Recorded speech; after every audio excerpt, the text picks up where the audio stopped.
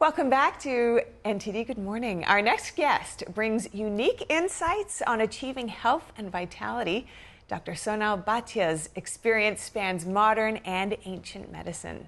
She was Pfizer's Chief Medical Officer of Rare Disease before embarking on a journey to learn the Ayurvedic medicine of India, and has since founded a holistic healing center called Ojas Vida. Welcome, Bhatia. Good to have you with us. Great to have you. Thank you for joining us. It's such a fascinating area. Chronic disease seems just so common in our society that we almost just accept it. But you're actually pinpointing that food can be a major source, not just for nourishment, but actually for healing as well. Could you explore that with us? Yes, absolutely. And you're right. 90% of chronic diseases, diabetes, cardiovascular disease, even autoimmune diseases, now we're finding out that they're all based on inflammation and gut health. So when you think about the gut health, in Ayurveda, it's called Agni, which is digestive health. And you need to ignite the fire of your digestion. And in order for that to happen, you have to remember that there's a mind-body connection, mind-gut connection. I'm sure you've heard of it, right?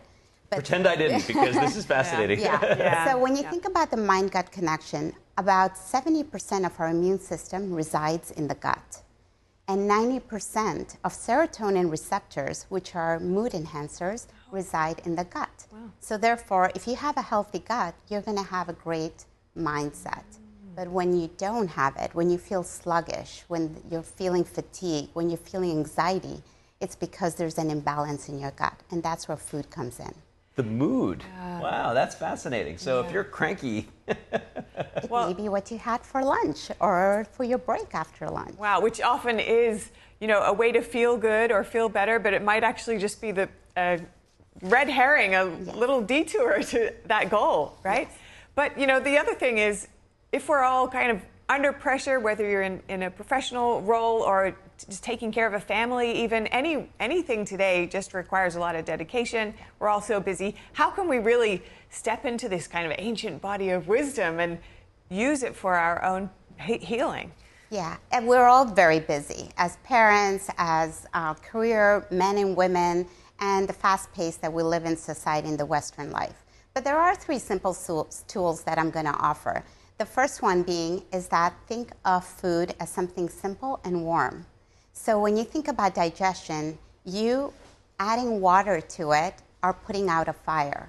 Oh. So when you add cold salads, smoothies, that cold water that you get with your lunch, all of those are putting out the fire, and therefore you're not going to be able to enhance digestion.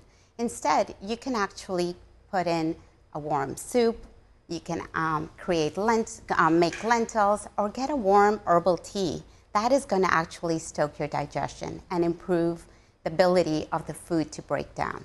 That's number one. Number two is spices. I think spices are used a lot for flavor when you think about turmeric, curcumin, cumin, coriander, ginger. All of these are used for flavor and sometimes even for color in your food. But in Ayurveda, they talk about these used daily. And the reason you use them daily is to reduce inflammation and enhance digestion on a continuous basis. There's actually a study, a trial that was done that showed that when you eat a wholesome food, whole foods, warm foods, for 3 weeks, you can actually improve your digestion and your mood. Oh, I'm going in a couple directions here because I definitely want to ask you about your personal journey, because I know that it's not just helping others, but you've actually experienced this yourself. So maybe you can explore that. But also, you mentioned spices. What's up with this turmeric? I think people want to know about that as well. That's true. It's quite a craze. I recently wrote an article on turmeric, and it has curcumin, which is the active ingredient in it, right? And it has been used for over 5,000 years in Ayurvedic medicine. It is something that, when used at the right doses, is going to reduce inflammation and also improve neurodegenerative disease. So that is the beauty of why in India they use it, and now everywhere. However, the dosing is important. So taking a pill or two without knowing how much turmeric is in it is probably not wise, because spices are meant to be most active when they're in low doses. And the more you put in, the more while spices don't have toxicity, if you overdose, you're not going to feel that great. So get the right dosage of turmeric. So literally a pinch of turmeric in your warm milk at night is going to have an anti-inflammatory benefit for you. A pinch is all I recommend. And I'd love to get your personal journey, because you were working for, I believe, the largest pharmaceutical company in the world in a very high pressure role. Yes. And now you're really kind of going into another direction with your clients. So what was your personal journey to come to that? Well, sort of life? I'm a physician by training. I'm a MD, and then I pursued a career in a large pharmaceutical company and really enjoyed the benefit of bringing new medicines to patients. And as I was going through that journey, I got very interested in what else. Because yes, we're treating disease. We're treating what happens once you actually get the inflammation and treat it. But what happens before that? And we're not really focusing on that element. So I got a master's in integrative health and Ayurveda here in US. And that journey led me to the wisdom of ancient medicine. And the aha for me was I myself was struggling with what doctors called, you may have psoriasis, skin disease. And I'm like, how? How am I getting this so late in my life? I decided to take that wisdom and apply it to myself. I no longer have skin disease. I didn't have to take pills. I didn't have to take cortisol. And I also was getting seasonal allergies. And the last couple of years, I haven't had any. But I have implemented a very different mentality on introducing spices, eating wholesome foods, eating warm foods. And now I decided to launch a platform where I could help men and women alike. And women are going through menopause. Hormonal imbalance is also based on gut. And the cleaner your gut is and the wholesome the food is that you put into your gut, the better your health and vitality will be. So Ojas stands for vitality in Sanskrit, and Vida means life in Spanish, and I was born in Mexico City, and so that's how I bring it all together with my company's name.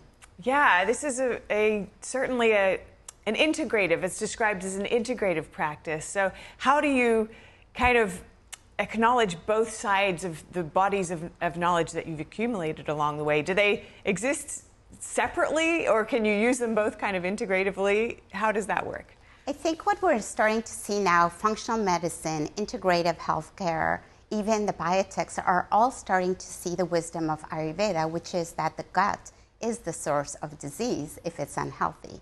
And so I propose that East meets West, and when you combine them both, that is when you're going to have magic happening for your body, because you introduce the wisdom, you don't make drastic changes because we all don't like change. But small changes are going to allow us to keep our longevity longer. And when disease does happen, we're so lucky to be living in this era where the world is full of phenomenal medicines that can treat us. But let's go then and reset our bodies. So in spirit of that, what are some tips that our audience can do, maybe with just what's in their house or what's easily available at the grocery store, and where can they learn more? Yeah, so I would say first and foremost, eat your meals at the same time every day. Our body is a rhythm. So lunchtime is lunchtime. Have your main meal at lunch. It's when the sun is at its peak and you're going to digest your meal very well. The second one is have your dinner early. Have a smaller, light dinner. And please don't go to bed right away. You have to allow for digestion. That's going to improve your cortisol levels. And it's also actually going to improve insomnia because you're going to sleep well when your body is not busy digesting a heavy dinner. You have all the spices. Start to play with them. I actually have a website, sanalbhatia.com, and I also have a blog on Substack at Inner Healing, where I talk about how each spice can help you and tips on how to use them in your food. And keep moving. Every time you have your Apple Watch or your smartwatch telling you to get up, actually get up and move, because movement enhances digestion and leads to vitality. Amazing. And I do want to dig into a little more of this gut-brain aspect just while we have a little bit of time left, because you've spoken about the mood aspect here, but there's the emotional side of it, as in, what do you address with your clients when they might have more of an emotional side of their ailments and fixing that? Is it all through food and the proper ways to eat? That's an excellent question, because the foundation of what I do is connecting the mind, the body, as well as the soul. And when those three are in sync, it's when you're aligned. So when you're feeling anxious, it's probably something you ate in the last few days or something you're ingesting. So that cup of coffee at 3 o'clock that you need a pick-me-up is actually causing jitters, and it's leading to that anxiety. Maybe you could have a very nice, warm vanilla cinnamon tea, and they have them in bags. They actually have them in grocery stores. It's going to change your mind because you're not now dealing with caffeine as your pick-me-up. You could have a fruit instead of that chocolate bar or that bag of chips that got left over after that meeting. Those are ways for us to start thinking about what we're eating and how you feel. So my clients get to journal how they feel and what they're eating.